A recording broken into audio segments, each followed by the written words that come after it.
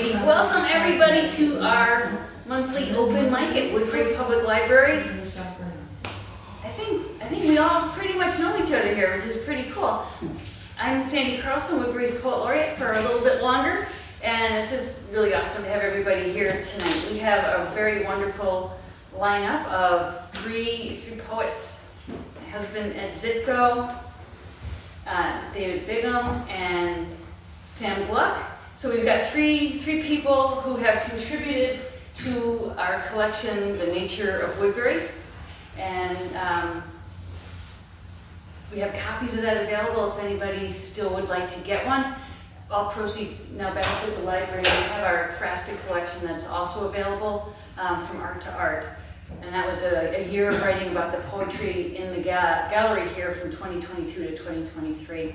So I just want to do a few announcements because I always forget this stuff at the end. So on this coming Saturday at 9:15, the Oronog Poetry Group will meet at 9:15 in the Hollow for our monthly meeting.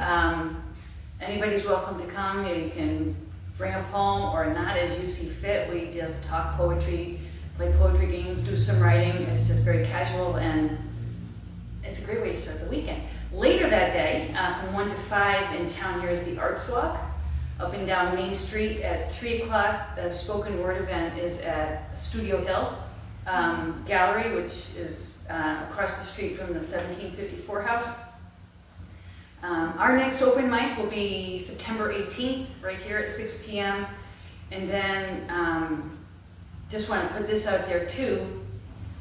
On October 5th at 10 a.m., the Oronog Poetry Group will be hosting with Flanders a McFrastic writing activity at Flanders Art Show.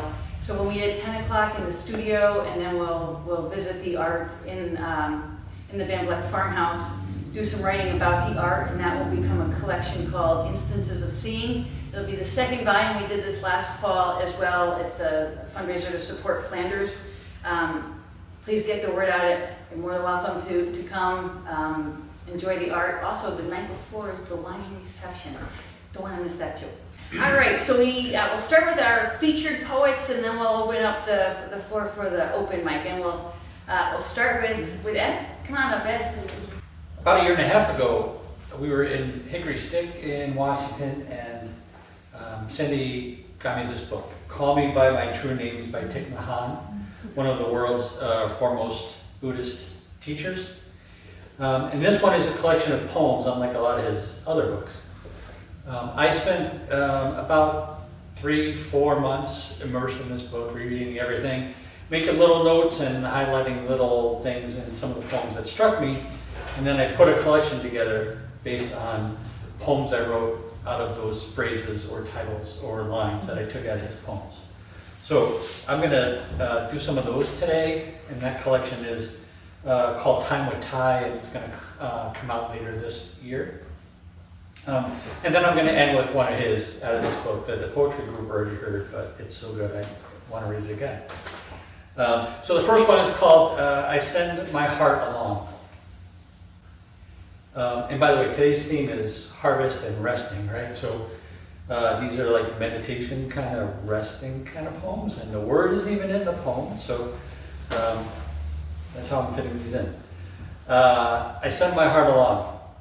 Outside in the sunshine, standing with arms spread in the summer breeze, that could just as easily be a spring or fall breeze, I close my eyes. I picture you standing in a flowery meadow, bees, butterflies, and hummingbirds flitting about your sweetness, resting on your head, shoulders, and outstretched arms. You turn to face me, you're glowing in the sunlight. You take my breath away, and I send my heart along too. Thank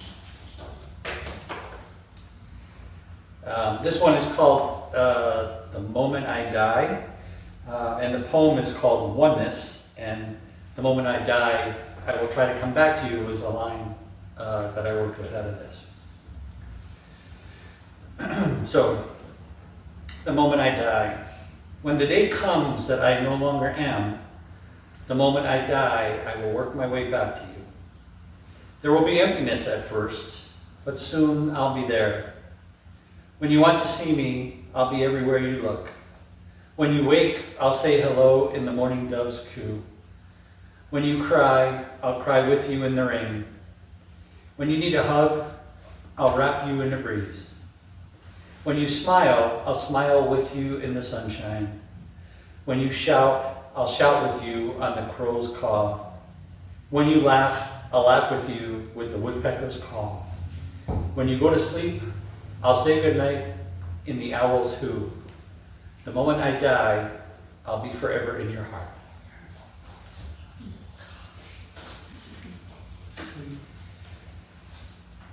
This line is through the singing of the birds, and that's the title of this poem.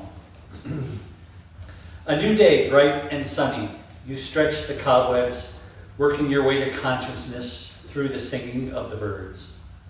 Listen, listen close. Chips, coos, purrs, tweets, whinnies, and whistles blend into a morning chorus. You sit, smile, enjoy the moment of solitude. You breathe in, out, slowly and deeply through the singing of the birds.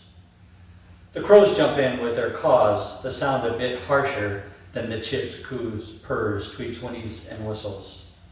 Your meditation time ends. You check the clock, rise, and calmly start your day through the singing of the birds.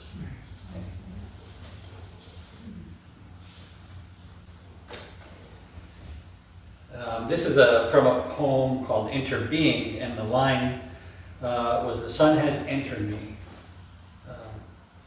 What's very interesting as I think about that collection a little bit, as I'm testing out some of these poems up here, is that most of them are about calmness and peace and resting, but there were a couple in the book that just struck up a different kind of emotion, and it strikes me as funny because it's like the opposite of the emotion and the peace that he's trying to put forth in the book.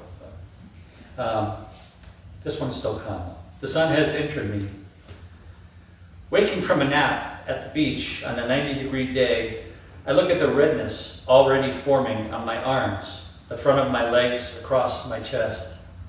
Amid the calls of the gulls, the waves crashing, I sit up to breathe, to smell the ocean and the sand.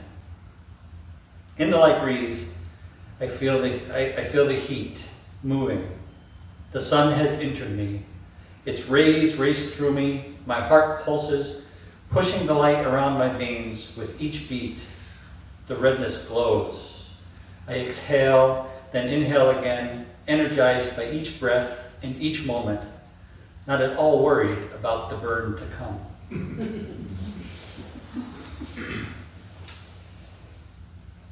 Sandy and I run a website called the Oregon Mountain Poetry Journal, and it's open to anybody who would like to submit at any time at OregonMountainPublishing.com. And we do collections throughout the year that anyone is welcome to contribute to as well. And we often have an international group of people that end up participating.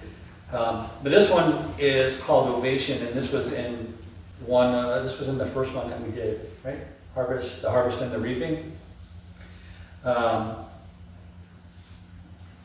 And so this is a little more fall-y, getting closer to harvest time. It's called Ovation.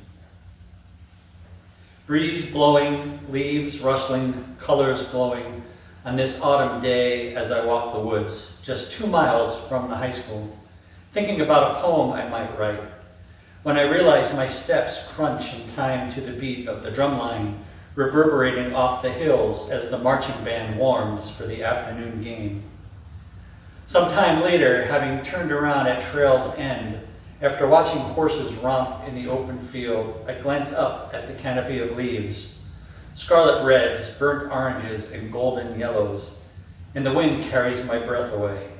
I hear echoes of a school song and cheers, and I join in the ovation, not for field goals or touchdowns, but the delight of nature's exceptional performance above. Okay, thank you. And now, a poem by Thich Nhat Hanh, which in many ways gets towards the harvest theme.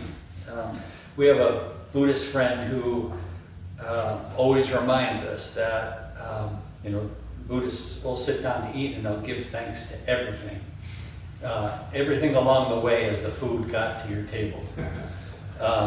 And there's a guy named A.J. Jacobs who wrote a book called The Know-It-All and A Year of Living Biblically. And he kind of did the same thing with a cup of coffee. And it was called Thank You. And he goes to a coffee shop and gets coffee, and he wanted to thank everybody for this cup of coffee. So he traced it to the drivers of the truck who bring the coffee, and all the way to South America to where the guys picked the beans for the coffee. And then the coffee was cold. So the fisherman and the fish is kind of a harvest story. See, there's my reading glasses. I didn't think of them again. And it takes from the fisherman to the fish being on the table, sort of. You are the fisherman on the great ocean drawing your net, your skin smelling of the fragrance of the sea, your arm muscles fold under the great sun. I am the fish with shining fins and scales, together with thousands of others struggling desperately in your net. I lie agonizing at the bottom of your boat. You have caught me because you need to live. You are also the woman holding her shopping basket, looking around the marketplace. I am already dead, but my eyes are not yet closed. My flesh is still fresh, and my gills still very red. You brought me home, cut me into small pieces to add to your pot. Hot soup awaits this evening's winter's dinner, and you and your children under your sheltered roof are satisfied. No one asks the question of what I have become. Can anyone recognize my identity when form and emptiness are of the same reality? Having undergone 1,000 million lifetimes as a fish swimming in a river, or one swimming the great ocean, I have journeyed everywhere.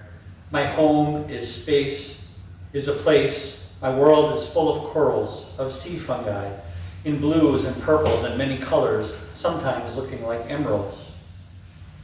In shoals with millions of other fishes, I have traveled back and forth, freely, happily.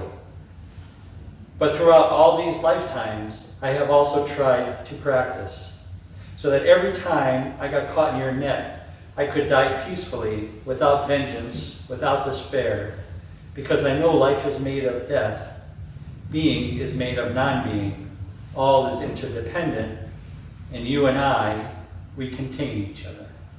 Thank you.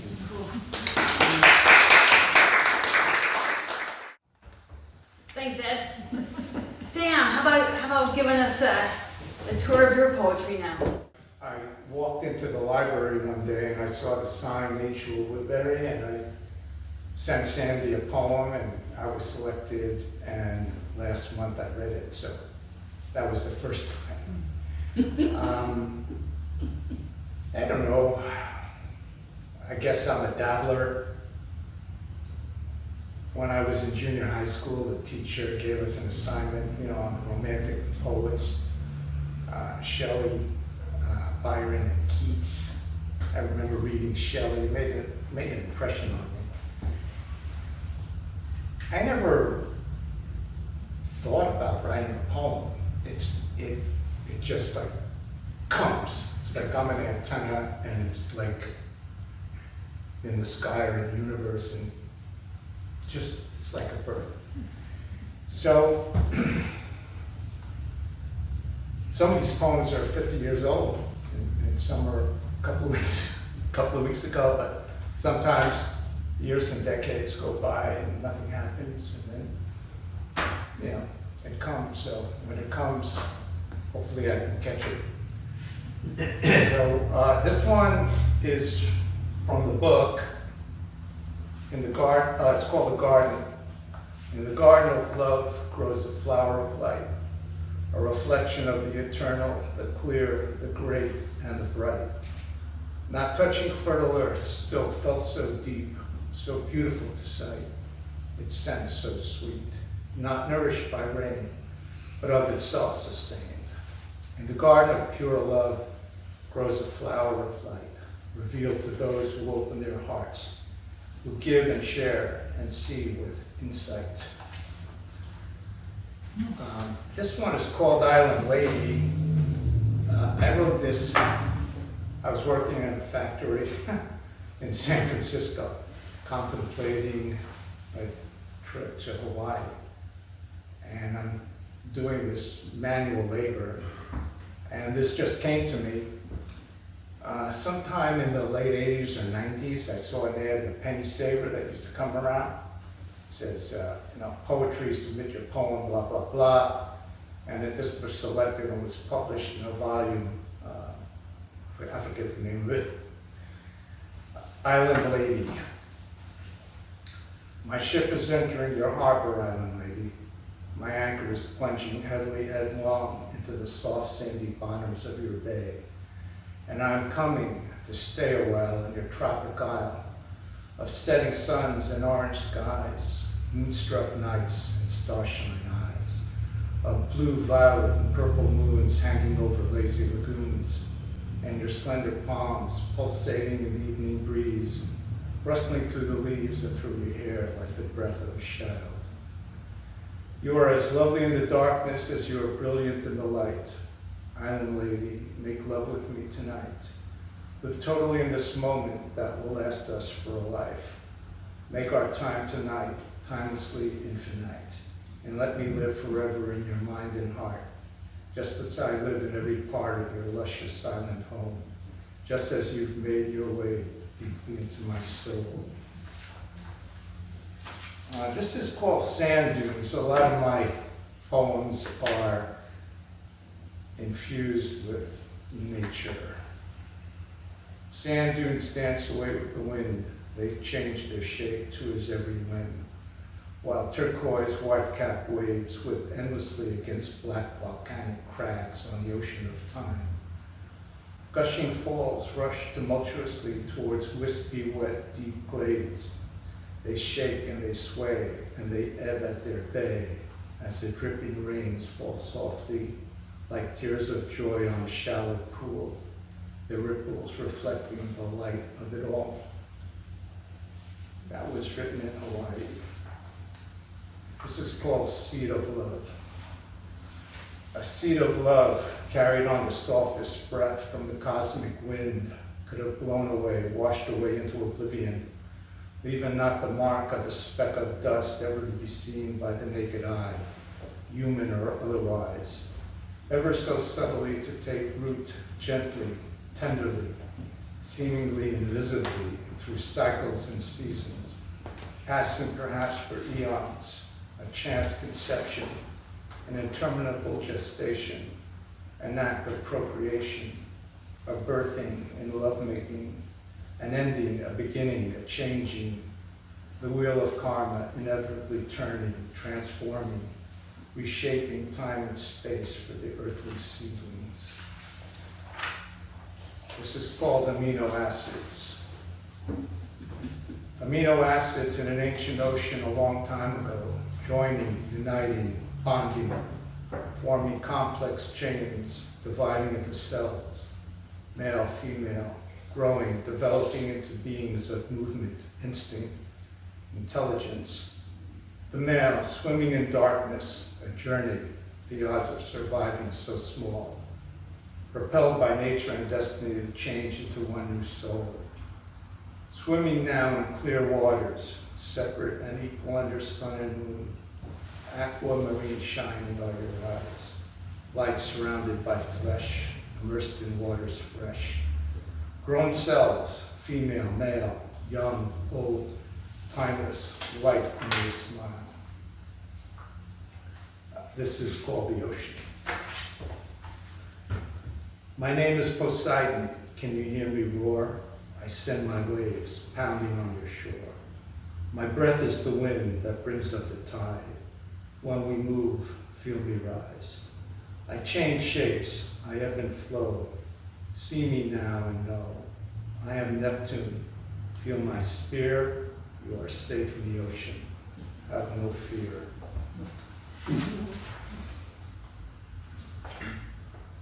This one is called Great Mother.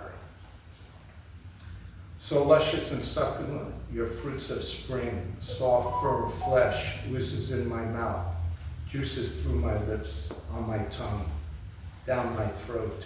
Sweet ecstasy fills me with energy of water, earth, and air, rushing through my arteries and veins like your life-bringing rains, flowing through brooks and streams, turning the ground vibrantly green, filling me with all that is under the sun, you and me and you, become one. This is called Waterfall. Waterfall, may we stand by your flowing waters. May we sit by your cool, in your sound, contained in your life stream. May we drink from your source, nourished we thrive, awaken alive, we are in you, waterfall. Not afraid am I of being swept away by the rush of your force, though your currents may at times be rough. I know you will lead me to still waters. I know that in our kiss we flow into the ocean of bliss. Waterfall, may we stand by your flowing waters. All right, this is called Prince Charming. Had enough of it?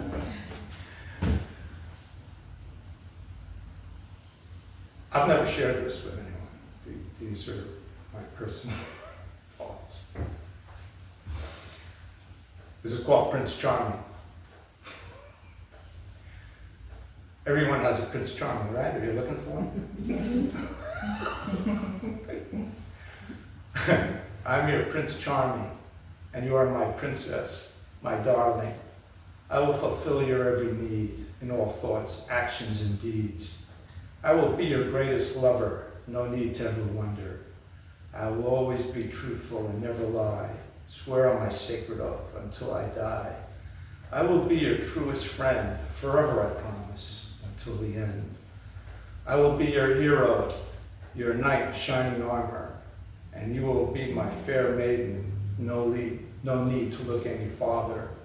I am your eternal soulmate. Surely this is our destiny, our fate. And you shall be my queen as I fulfill your every dream. And I will give you my ring, for I am your one true love. I am your king.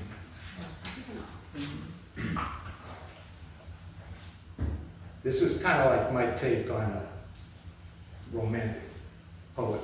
It's called Ode to Spring, a romantic spring fever. Ode to thee, fair maiden of spring, praises of love to thee I do sing. Your trees now in blossom, your fields turning green. Honored and awed am I by your beauty just seen. Sweet lily, fair lilac, dearest flower of purple, you make me quiver, you make my heart gurgle. Your petals so lovely, so exquisite your scent, such beauty to behold, a sensual intoxicant. So soft is thy belly, so full is thy breast, my face, my head, I pray on thee may I rest. May I climb on thy mountains and lay in thy valleys, my rivers, my streams, joining the blue of thy seas. In the dark of the night, my love calleth to me, no shadow nor dream can block the light that I see. Our bodies touch, our mouths again meet, so total the comfort, our kisses so sweet. United, embraced into each other we melt, so familiar it seems, so deeply love felt. The greatest gift just given, separate halves made whole. You fulfilleth myself, you restoreth my soul. Now knowing the truth which was recently guessed, no longer a wonder, our minds now at rest. Dearest lady of spring, my cup runneth over. Sweet lily, fair lilac, wilt thou beest my lover? This is called Muse. Because I hadn't written a poem in about 30 years until this one came to me. Awaiting you, my muse, for a final chapter. Siren beauty of spirit, light, love, and laughter. Heartfelt, soul filled with unbounded kindness. My vixen, my fox, dearest lioness, goddess. This This is called Miss Fine. 48 hours around the sun, impossible to comprehend what has just begun. From a like and a meet, a look and a low, can tell the heart, the soul, all there is to know. The magnetization of unfathomable attraction, like undercurrents moving deep under the ocean, or seismic manifestations creating tectonic motion.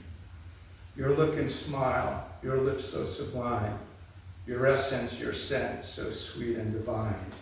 My dear Miss Fine, will you be my Valentine? Oh, this is called Until. I have been to Monaco and Acapulco, Amalfi and Capri too, but I have never been anywhere until I just met you. I have journeyed to Paris, Milan, Tuscany, Rome, and Corfu, seen the David, the Mona Lisa, Musée Picasso, and Dali too. But I have never seen anything until I just saw you. I have climbed mountaintops and hills of morning dew, and I have swam the Atlantic, the Pacific, and the Mediterranean too. But I have never swam anywhere until I swam to you. I have lived in forests and deserts, on seaside cliffs so blue, in cities, countries, and jungles. So many places I have been, it's true. But I have never been anywhere until I have been with you. I could be anywhere at any time or any place, just so I could be close enough to gaze upon your face. I would be under the darkest cloud or under sunny skies, just to be close enough to look into your eyes.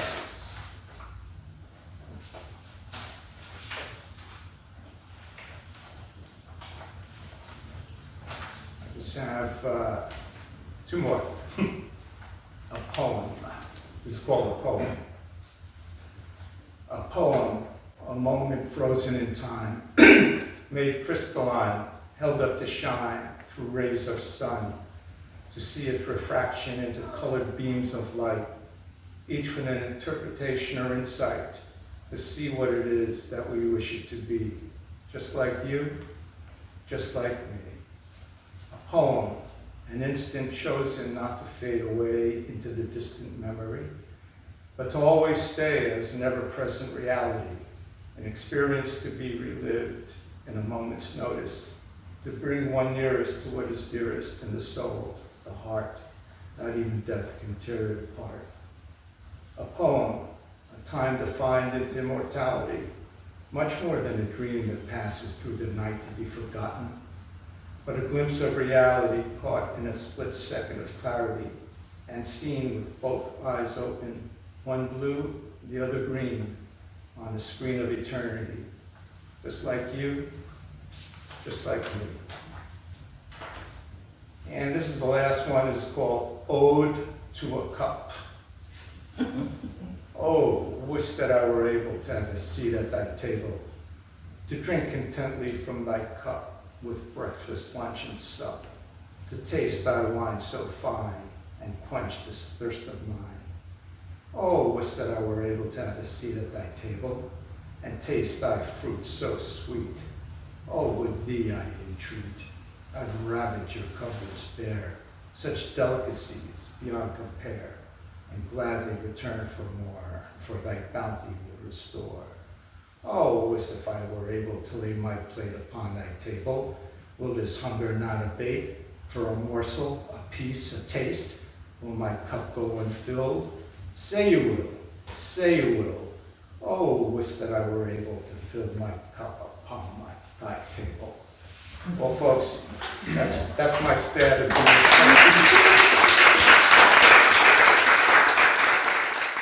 Okay. And now we've got Dave. So I'm Dave Bigham. I live in Waterbury, but I spent a lot of time in Woodbury because I'm a docent at Goodleaf House. I write poetry because I love to write poetry. I feel like it's a part of me. I have to do something I have to do. And I have most of it is published on an Instagram account that I have, which is called Oko Jazyk, which is a little nod to my Slovak heritage because Oko is eye, Jazyk is tongue. and I published my photography and poems there. So I have little cards if anybody's interested, because it's a hard word to remember. So I can give you that. It has a little thing you can get right to my site. It has a little eye and a little tongue. You know what it means?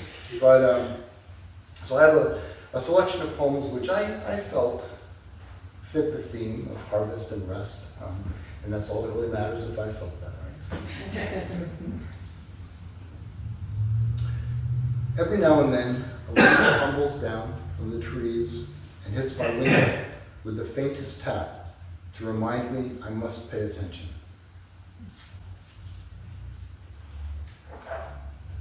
It's called growth.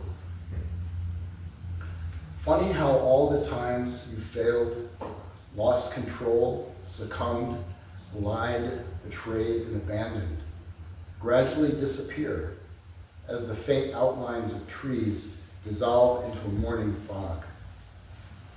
But one day there comes a piercing light. It rises up behind the forest so that the shadows fall across your face, branches close in around you, and nothing is more real than your grove of past indignities.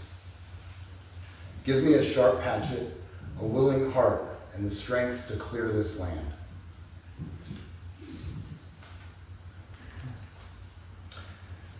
Between the roses. Between the roses, I always plant lavender, spikes of precious blue brushing against the thorns. It is my anointing now, the scent of pine and rosemary drifting over and through me. There will be no more trembling in the darkness, no more flinching, running from you in your anger. White smoke over the garden. The liberated spirit of burned wood whispers, hush, I will wash you. I will release you. I fill my pockets with roses. Tonight you will return home to ashes and silence, the last wisps of smoke rising and the canes of thorns amid the lavender.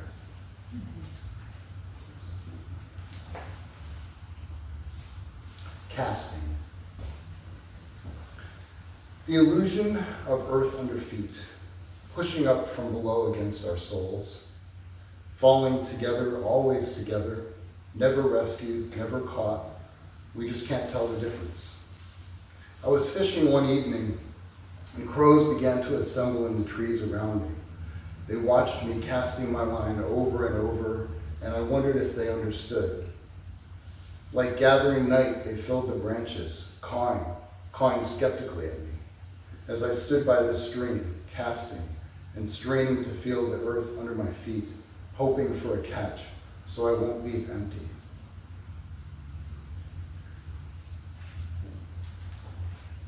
Now, this is a true story. You walked those purple cowboy boots into my heart with jeans tucked in, heels sliding in the sawdust as Cotton Eye Joe ran up my spine, your earrings tinkling shiny bits of jade, teasing my attention from your eyes, but not for long, and the smell of your hair like moss under a tree so fresh like the woods. Where did you spring from, little girl, resting your hand on the green felt and using your cue to sink me into the side pocket forever? That's a true story, that's not my word. So I was a Revolutionary War reenactor for a number of years. I participated in battles, I slept in a canvas tent, I wore layer upon layer of accurate historical clothing, and I learned a lot of things. I learned how hot a musket gets when it's fired repeatedly, the constant ringing that you have in your ears from that barrage of cannon fire, your eyes burning from clouds of gun smoke, literally the fog of war, and the salty taste of gunpowder in your lips as you're breaking open a cartridge to put the gunpowder in your musket. And also how useless your legs get after marching for hours across fields carrying a musket, cartridge box, canteen, who knows what else. I learned a lot, and I learned a lot about those people that came before us and fought and died for us, so that we can have the freedoms that we have. I get emotional because it was a big part of my life, and I felt like I learned a lot. So I've written some poems kind of reflecting on that. Corn stalks.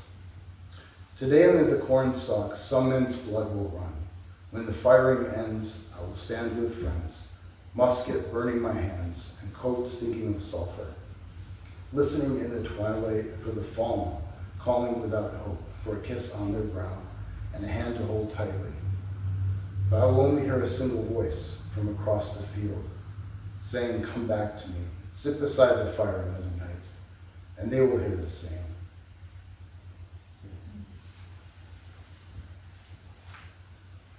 This poem comes from the same time period. So falling in battle, lying in the tall grass, while riders on horseback are charging past, tensing at the prospect of being trampled. I've experienced that. For fun. For fun, right, not, right. The trample part? The trample could have been real, yes. They Would came this very be close. Revolutionary War? Yes. Civil War? Revolutionary War, yeah. And once the militia and cannon passed, and I could hear the crickets droning, and I could hear a bumblebee passing by over the distant cannon fire, I could finally rest. And I imagine that many of us have had similar moments, figuratively or literally, in our lives. So this is what this poem's about. The fall of a heavy hoof broke the fragile silence, and I opened my eyes to the stars and black outline of a horse and rider above me. There be life stirring yet, lad? His voice like a church bell, ringing out with each word, calling me back from dark peace into this new field, drenched with pain and blood, but sweet with trampled grass and the palest glow of the day beginning. Yes, Father.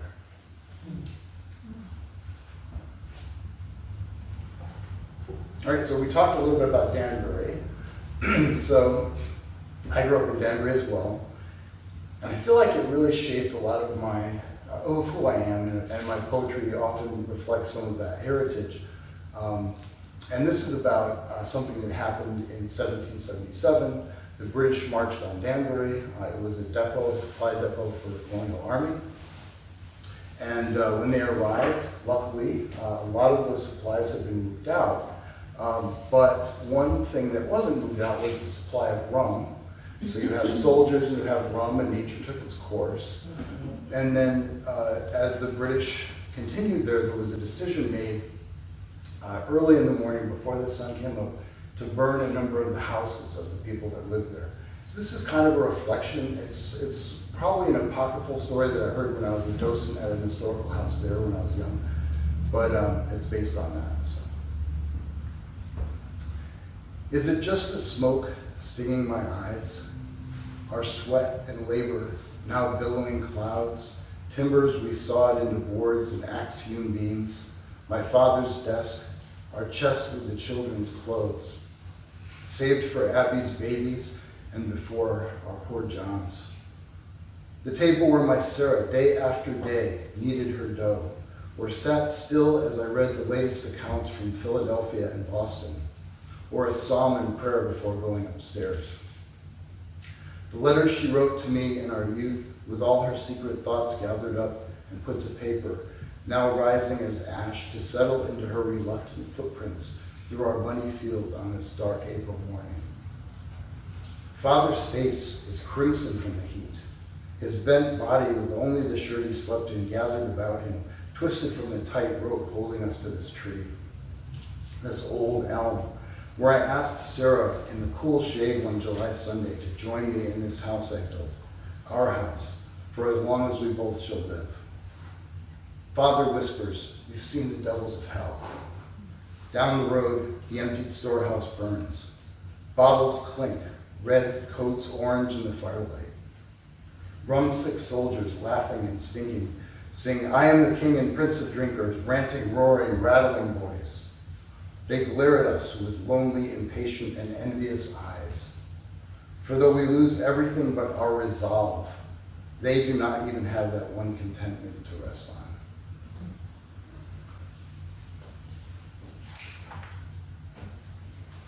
Storm.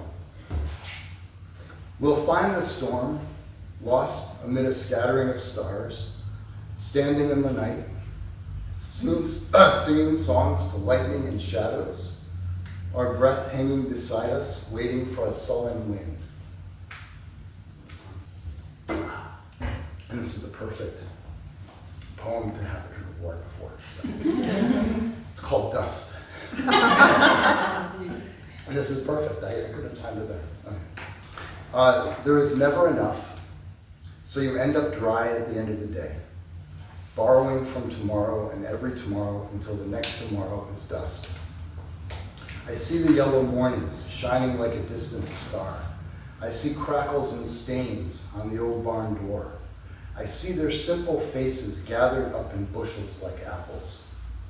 Then I hear the wind blow the dust away and a voice say, "Where have you been?"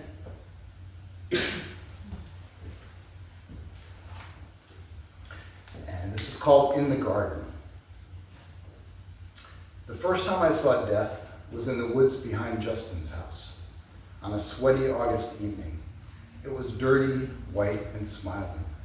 A patch of brown fur on its forehead, blank stare from not having eyes. We kicked it under a blackberry bush. We told Justin's mom, and she said the last time she saw him was in her garden, early one morning, eating lettuce and strawberry plants. I watched him through the window. He had a strong neck stretching down. Her face turned icy and her voice got quiet. He never came back. She cradled a yellow squash and 3 big ripe tomatoes in one pale arm tucked under her breasts like a baby. Her red hair was wet and stringy in her face. Her eyes were tired and blank. Justin took his mom's empty hand and held it, and we were quiet for a long time.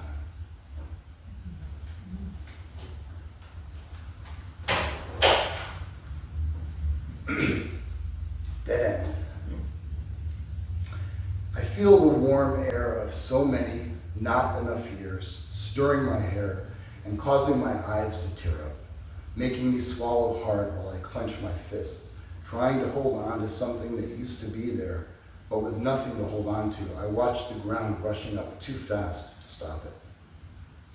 Light always figures in these stories as a destination or a turning point, the beacon at the top of a grand staircase or a star far out in the blackness, coming ever closer. There are people you knew, others you didn't, one person who had to be there.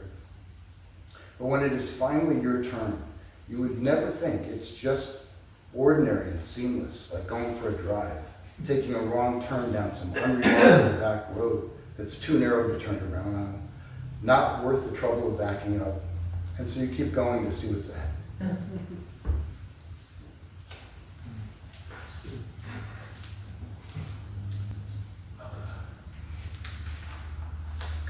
This last one. Turning to night. No keen senses will work in this twilight, suspended in place by the in-between. Birds are at a loss for songs, and crickets can't remember where they last left off. Darkness slowly infuses everything like steeping tea left too long in the pot, inevitable and overfull of itself. For a short while, our breath is held without strain and struggle, a hesitancy that every creature knows is the line being crossed from one thing to another unknowable thing. We wait for our eyes to adjust before exhaling as the unease within us grows familiar. There was a question I asked once, standing in the gloaming and watching crows steadily coming home to their roost, the only creatures moving with purpose as another day unwound and disintegrated. When the turning tonight finally arrives, will it be too late to take wing and find my way home?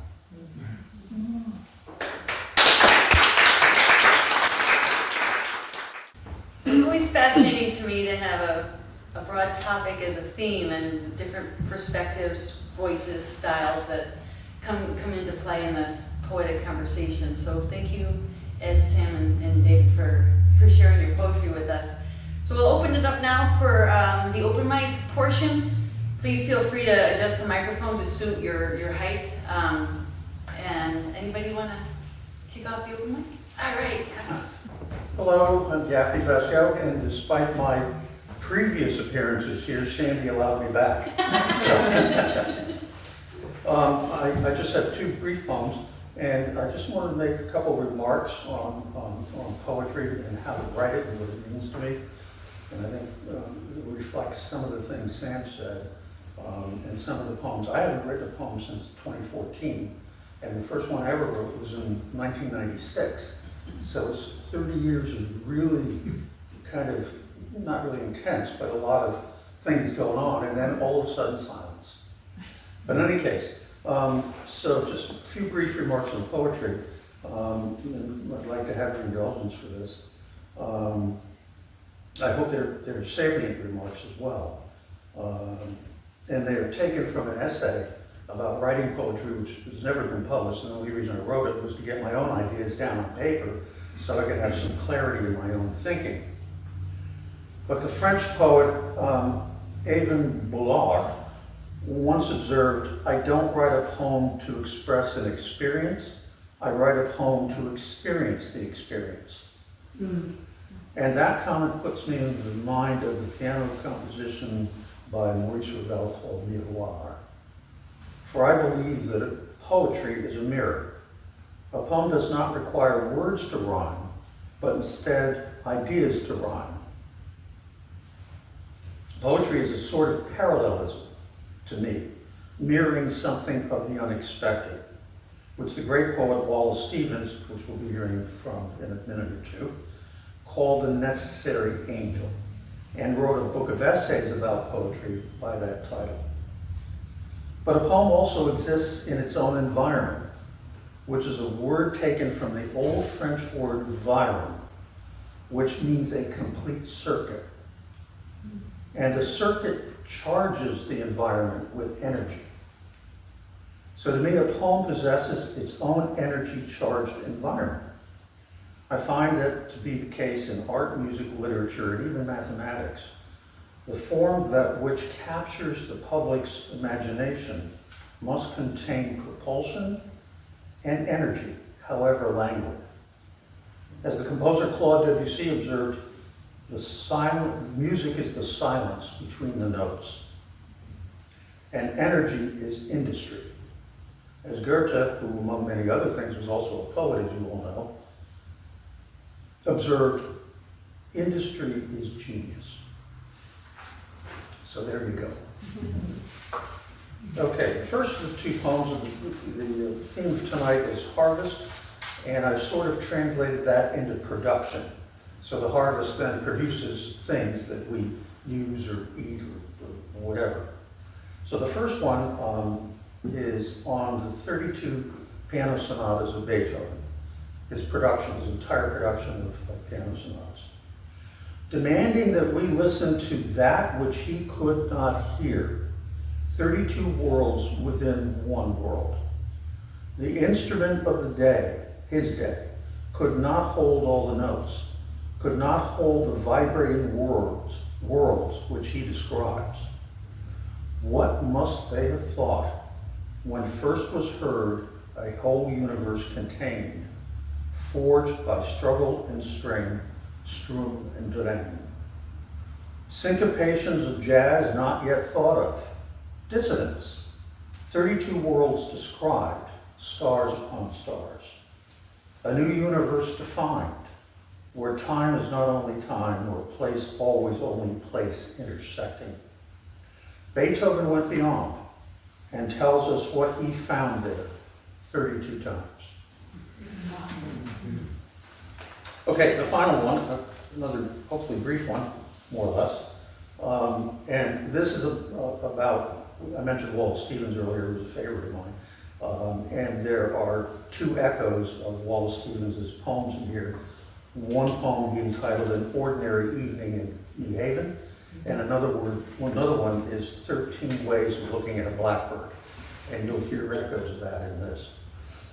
So, an unlikely pair in ordinary Connecticut. Part 1. Did Charles Ives know Wallace Stevens? Did Wallace Stevens know Charles Ives? There is no record of it. They are almost exact contemporaries in the first half of the 20th century. They both lived in Connecticut, Stevens in Hartford, Ives in West Ray, not 60 miles apart from one another as the blackbird flies. Stevens attended Harvard, Ives Yale. They both made their fortunes in the insurance industry in their ordinary jobs. Part two. But after the sun went down, oh, that's a different story. They each had a voice of singular dissonance and abstraction. Stevens in poetry, Ives in music. Anything but ordinary, even of an evening in New Haven. It could be said that Ives composed the music to accompany Stevens's poetry, and Stevens wrote the poetry to accompany Ives's music. Charles Ives was married to a woman named Harmony, and Wallace Stevens's first book of poetry is entitled Harmonium. At night they both escaped to dwell in the world of the abstract, and both their names ended with the letter S. And all of this is more than sufficient for us. Thank you. My name is Maureen, and I have some poems that are related to autumn. And some, maybe you might think they're kind of Halloween, and then other ones you can decide what you think. In fact, all of them you can decide what you think. The first one is The Ruin of October's Cathedral. Time genuflects in nature's nave of red, orange, green, and gold, then rises in cold gusts to scatter vivid shards. And this is about a poor raccoon, and the title of the poem is A Flash. Night bandit, you were gone in an instant. A flash across the road left in glassy-eyed stillness. Short paws, long claws reaching out toward the red life running away too fast to catch. The road cold beneath your body still warm. Too early or too late for your last rated feast. Under a harvest moon, you've begun the deepest sleep. And this, you decide what this is about. It's actually not about the weather, but and it's called Bad Weather. It was snowing lightly. Then the flakes came down small and fast inside the house. It had been snowing for days. The accumulation negligible on chairs and rugs, invisible. It snowed mostly in the evenings. Snow filled the dirty gray dishwater light hanging in the kitchen. It might snow for a very long time, even as jonquils bloomed, ice cream melted, and firecrackers banged. It might. And this one is called Shadow Rape. Through the leaves in thin light, shadow falls blocking ground. Huge, wing-shaped, five-fingered, descending with no sound. A woman motionless, knows herself all alone. Green stillness surrounding, a scream caught, her belly stone. The wind shifts, sunlight dodges, shadows merge, it's no more. Trick of mind, ruse of light, terror thrust to her core. And this was from many years ago in my neurotic, constantly overwhelmed with anxiety and love for my 3 young children. And it's called Mommy's Teeter-Totter. Death is near, whispered the wind, as it pulled a cloud over the sun and turned green leaves silver above the playground where ripe fruit hung from iron bars. It always is, answered the mother, whose eyes in the back of her head opened the day her firstborn came screaming from her, who runs from her children's deep sleep rooms where they lie so still with blackbirds' wings resting on soft moonlit hills, who knocks wood, keeps the bed hatless, petitions dead ancestors, the moon, trees, rocks, rivers, and stars, who holds open the door just a crack to let the madness sneak out and then turns quick to close it tight. And this again from Momminess. It's called Mommy Cakes. There is a species of spider whose young devour their mother. Shortly after they hatch, she lays an extra batch of eggs as an appetizer. Then she provokes and prickles them to feed on her until beyond all irritation, they do. And the last one is, I have two little tiny ones too, but this one's called Amber. I've cherished an antique amber necklace until it broke unfixable. It lent me the aura of a gypsy, mysterious and rare. Its stones dormant with a power my warm skin would ignite. Impotent, it lays buried in a velvet-lined mahogany box. The casket and the necklace, both gifts from you. You have always known me clear down to my conceits. Now I dream of you stuck in amber like a billion-year-old fly. You swim and float farther and farther out against an amber tide.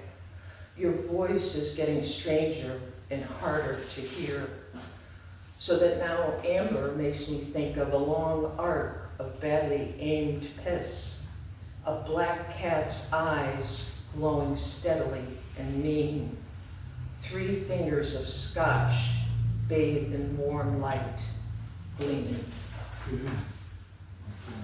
And this is kind of like a Halloween kind of thing, I guess, but it really was an experience I felt I had, and it's called No Collect Calls. How could I tell the 10-year-old struggling with her math homework that her dead grandmother had come for a visit? There were no banging shutters or howling dogs, only an inkling, like the one you get of someone the instant before the telephone rings. And now this one, it's very short. Let me see if I can find it. It's called Rhetorical Questions. His voice boomed to ask if they were out of mayonnaise. She heard the clatter of the knife against the jar just before she pulled the trigger.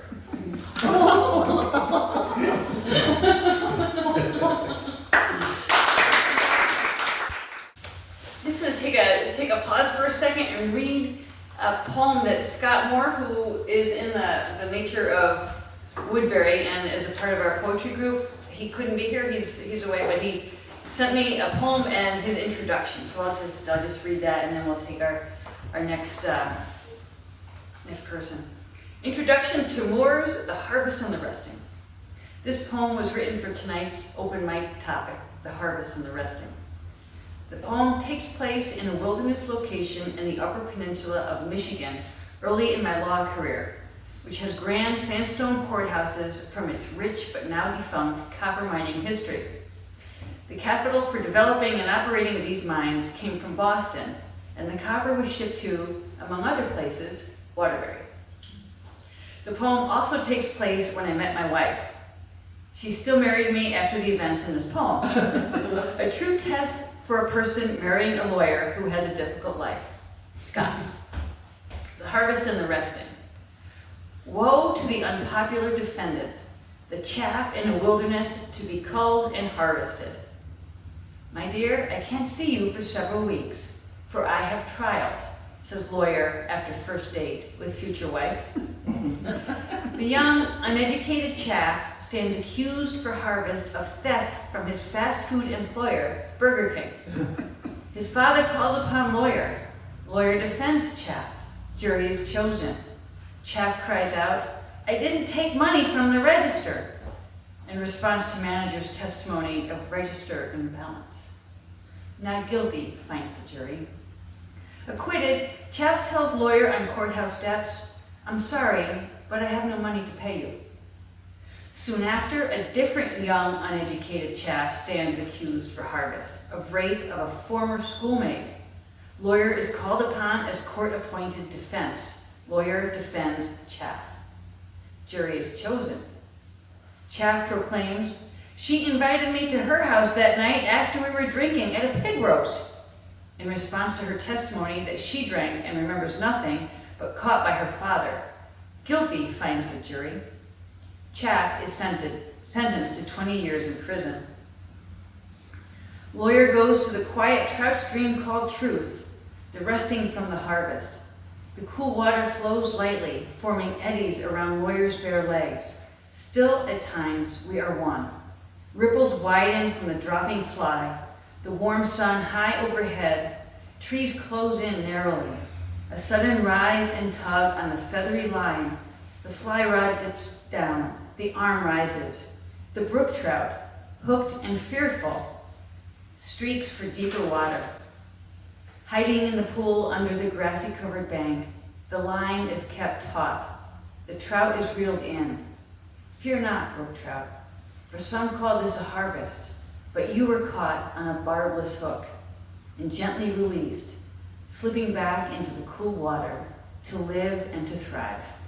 Scott Moore. So, who doesn't love to get a letter in the mail, handwritten from a friend? Well, that happened to me today, and my friend is here. And I said, "Can I read it?" She said, "Yes." An epistle from Molly to dear family and friends, August 10th, 2024, Sunday. I begin to think, end of summer. It was a chilly early this morning, so I put on leggings, socks, and a sweater. Now, a few hours later, I am in shorts and sleeveless blouse, barefooted. Oh, let me show you this masterpiece. It's beautiful. So,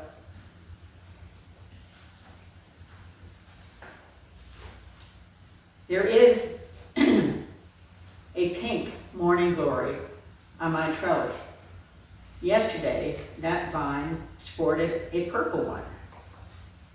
My dear bachelor buttons and nasturtiums all in bloom. So, return to summer, Molly. Soggy slippers lie in the patio in the sun to dry. Others sit on the rug at the door, worse for wear. I wish I would discipline myself to save them for inside comfort. But alas, Kurt was right. No wonder you don't have nice to put on. You garden in them. Over and over, I wish I were more careful. This morning, a hummingbird flew up near my face, maybe for a kiss. I flinched.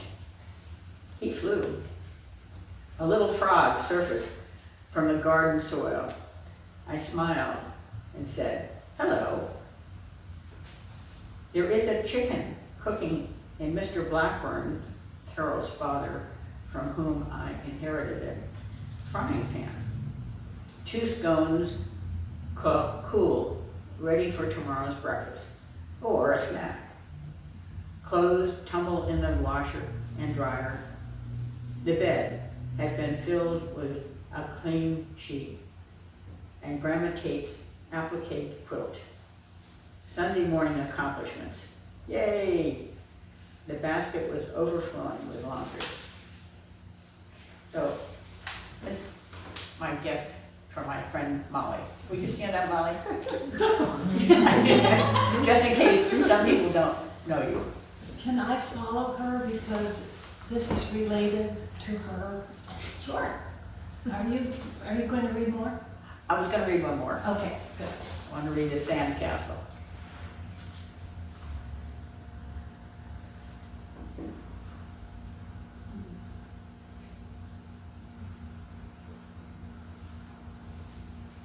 I want to read this one instead. What's so important? I am too tired to insist that my idea is better than yours. Too tired to discern the best way forward. What does it matter? What's so important about having it my way? I need to breathe and let go.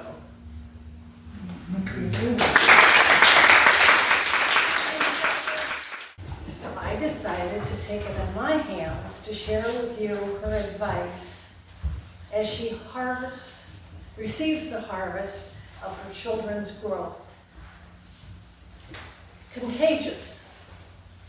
A few weeks ago, I caught courage to remain silent and listen, to offer answers only when there were questions, to have the faith that my loved ones have and do make good choices without my input.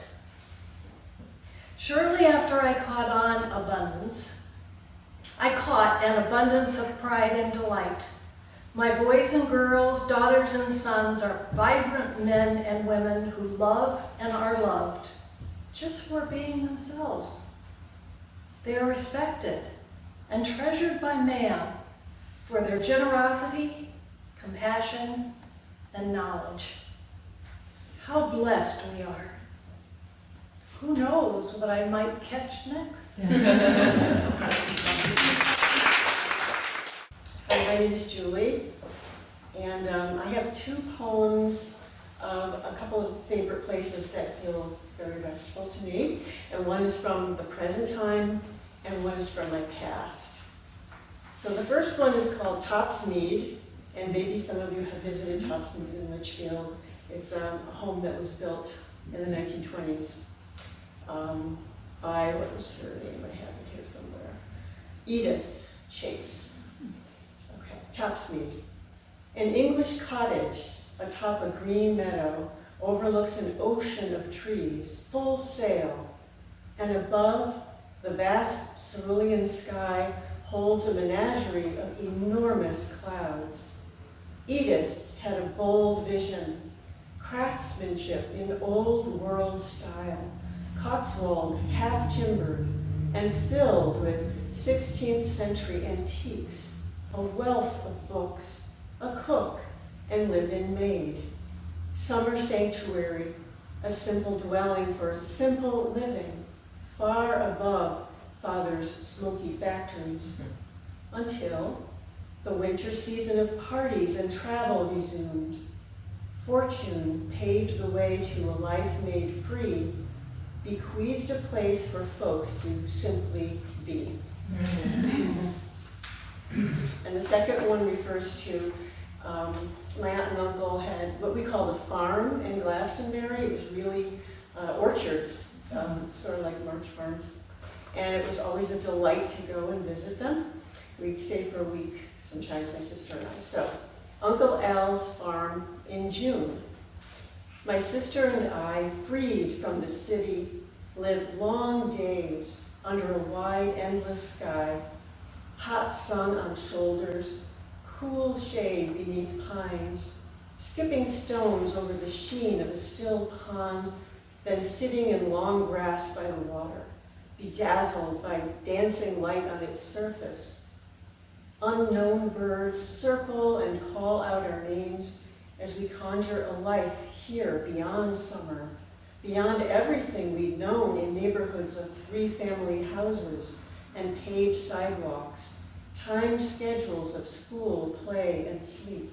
A good life, but wouldn't this be better? Nature's rhythms held us, gentle and free, planting seeds of new ways to feel and be. Thank you. Hi, again. My name is Yota. I I originally come from Greece. I've dabbled with writing all my life, it seems, but I don't really share what I write.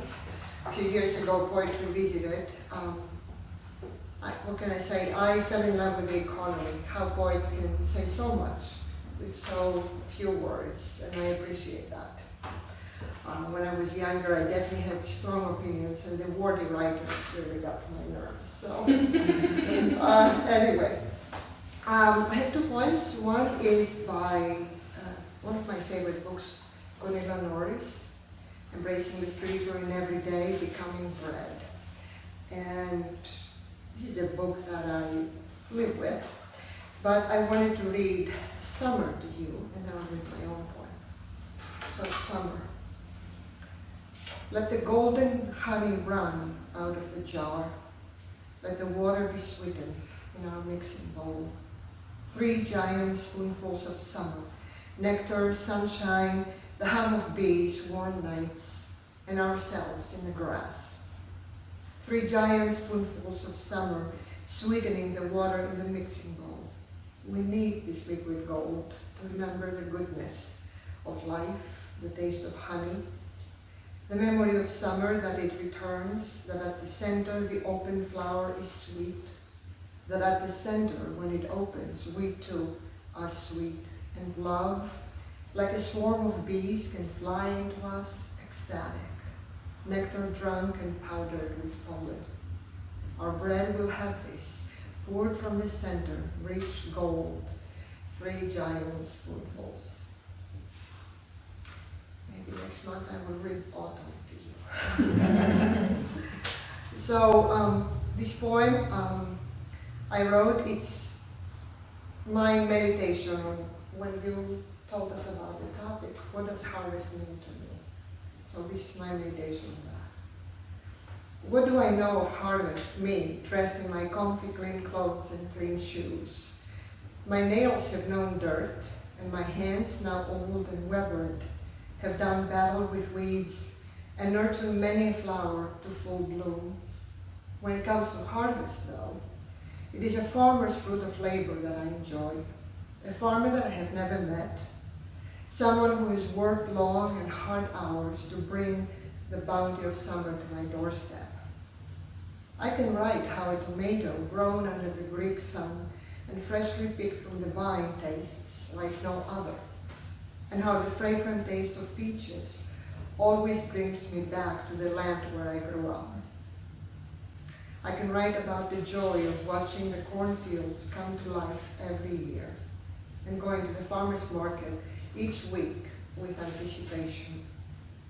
I can tell you that nature is a living metaphor that guides me, and the time of harvest is the grand finale of one glorious dance, where life explodes in exuberant celebration as she comes full circle from the depths of winter to the new beginnings and seed planting in spring and the nurturing efforts of summer. They say that you reap what you sow. That is true most of the time. The seeds we sow in the spring are meant to break open, grow, and bloom, but there is nothing predictable about growth and outcomes. A harvest is neither promised nor given freely. The farmer and her crops will have to contend with early spring snowstorms, unpredictably hot and stormy summers, and the many critters that want their share.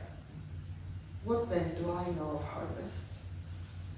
I know that it's a time of celebration and abundance, a time to taste the fruit of the efforts of many, the farmers, the migrants living in humble and tight quarters, and the unsung heroes of every harvest. Many have come before me, many who have a skill with words and have crafted hymns to the glory of the harvest moon. I, for once, am content and grateful to be present and alive for this harvest and delight in the simple abundance of this and every season. I was away in Ireland for a couple weeks, and then Ed and I kind of got reacquainted with Woodbury when I got back last weekend. And we started our day actually at the farm. Wiki for the Sunflower Festival. And just so much of what you're saying, you made me think of last May when we had that cold snap. And the farm was already open, and they were talking about everybody being out there in the evening to pull the plastic sheets over the strawberries to protect their crop. And when they finally came in, we went and we bought those strawberries because that family worked so hard to keep that farm going and to produce wonderful fresh fruit and vegetables for us, and worth every penny. They had their sunflower festival right now, and it's 4 acres of beautiful sunflowers. The big ones on the outer perimeter haven't quite blossomed yet. So this is my poem about that. We were there 9:30 Sunday morning, and we had 4 acres to ourselves. And then a little family with a little girl and the mom dressed in this matching dresses and Wellington boots. It was great. This is called Acres of Light at the Farm, Woodbury, Connecticut. Touching the sun at dawn, the sunflowers drank the living joy of the day's first warmth. Turn, the flowers say, taste the light of life. Find eternity in our bright faces. We come to these flowers year after year, walking these 4 acres, following the blossoms. We meet hummingbirds, hungry swallowtails, hear bees whose industry draws life from seeds. The farm will plow these flowers into soil at season's end, a promise to return life to life, to let sleep the seeds that blossom in sunflowering arcs that drink from dawn. There are peace and joy in this field of flowers, touching our dreams in this sunlit bower. And that was our morning, and home to get the dogs out, and then back into town for the Green Corn Festival that was at Hollow Park. It was an event by the Institute of American Indian Studies. Because it was in Woodbury and we didn't have to drive out to Washington, which is not a big thing, but if you're in Woodbury long enough, you understand that Main Street's long and we get very very provincial about which end of town we're in. And it was just easy to stay at the Hollow, and it was absolutely an amazing event. A lot of the nature organizations in the area, Steep Rock, Flanders, the Pomperog Watershed Crew, they were all there sharing their information, and it was really a lovely afternoon and the dancing. Green Corn Festival, Hollow Park, Woodbury. Good medicine is heart strength, clear eyes, light that lifts the soul with a body in dance, carrying it skyward with ancient stories that live in memory and in shared dances, ancient, eternal, ever-present truth that emerges in drumbeat time and songs that channel Earth's heartbeat, Earth's breath, Earth's light. There can be no dance without earth music. Dancers in soft deerskin step swift and soft over the grasses of late summer light. So too move the dancers in woven stories that grace their bodies with pulsating colors. Dance with us. We have good medicine. Feel in your heart the sacred drums beat. Listen and heal. Thank you.